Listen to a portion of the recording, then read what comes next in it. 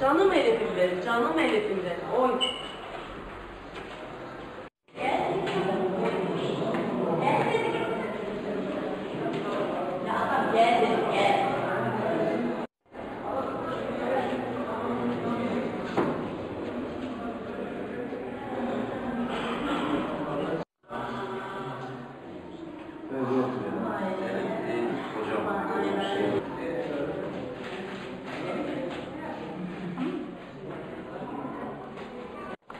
Çantayı bırakalım da.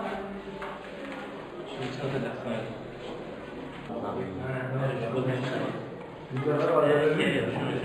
Anadolu Ajansı. Evet.